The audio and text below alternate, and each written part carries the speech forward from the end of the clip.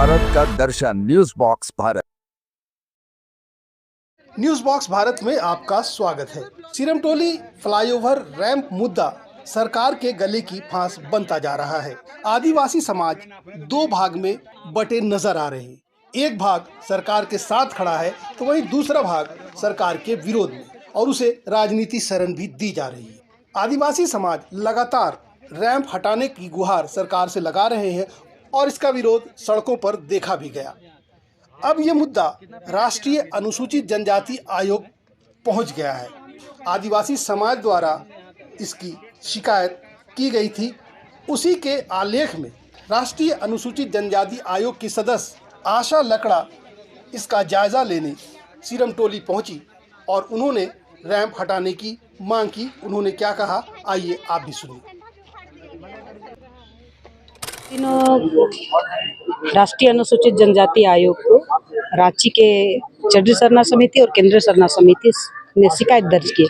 उन शिकायत के अनुसार हमने सरकार को भी नोटिस भेजे थे और उनका पूरा रिपोर्ट भी मांगे हैं। और आज जिस तरह से हम लोग ने लेटर लिखने के बाद में अपने राष्ट्रीय अध्यक्ष सहित हमारे पूरे टीम चिंता जाहिर की है कि आप यहाँ जाएंगे, आदिवासी समाज का अगुआ जो सरना समिति अलग अलग तरीके से बने हैं, अलग अलग एरिया के बने हैं, उनके साथ मीटिंग, फिर स्थल निरीक्षण, 3:30 बजे राज्य सरकार के साथ बैठक होना था।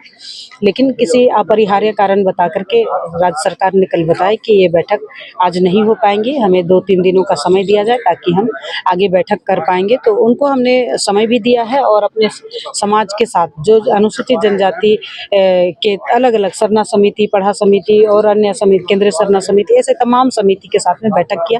सबका बात भी लेकर सुन करके आए हैं और अब विजिट कर रहे हैं स्थल निरीक्षण। अभी आप देख रहे होंगे कि हम सिरमटोली सरना स्थल पर हैं। आप सामने देख सकते हैं कि जिस तरह से रैंप उतारा गया है। तो आज हम थोड़ी संख्या में हमारे पूरा सरना समिति के लोग हमारे साथ आए हैं। वो घुसने में उनको दिक्कत हो रही है। जब हमारा सरहुल का प्रोसेशन चलता है तो लाखों की संख्या में आती है। उनका वाद, नृत्य, गायन, शोभा यात्रा में अलग अलग तरीके से डिजाइन करके लोग लेकर झांकियाँ आती है। वो सब आने में बहुत दिक्कतें आएंगी। लोग यहाँ तक आते हैं और वापस जाते हैं। यहाँ परिक्रमा करते हैं, पूजा करते हैं, सरना माँ से दुहाई करते हैं कि अपना समाज बचा रहे, अपना परिवार बचा रहे, अपना संस्कृति बची रहे। इसका दुगुहार करते हैं, बरसात अच्छा हो, खेती बाड़ी अच्छा हो, जीवन यापन अच्छा हो पाए, इसके लिए प्रार्थना करते हैं। लेकिन जब उनका रैंप उतार करके ये आदिवासी स्थल का संरक्षण यानी कि जो हमारा सांस्कृतिक धरोहर उसी पर कुठाराघात किया गया है, ये कहीं ना कहीं एक दिखाई देता है कि जबरदस्ती गलत किया गया है जानबूझ करके। अगर मान लिया आपने जिस तरह से ये योजना प्लानिंग किए होंगे तो यहाँ का स्टेक होल्डर को भी बैठाए होंगे, लेकिन आपने अब पता चला है कि स्टेक होल्डर कोई बैठा नहीं। स्टेक होल्डर आना माने वो उनसे आप विचार ले सकते हैं कि हम कैसा चाहते हैं, क्या बनाना चाहते हैं। तो देख करके भी लगता है कि आदिवासी को क्या समझते हैं लोग, जिन्होंने इस राज्य को बचाने में, जिन्होंने इस राज्य को करने में महत्वपूर्ण भूमिका निभाई।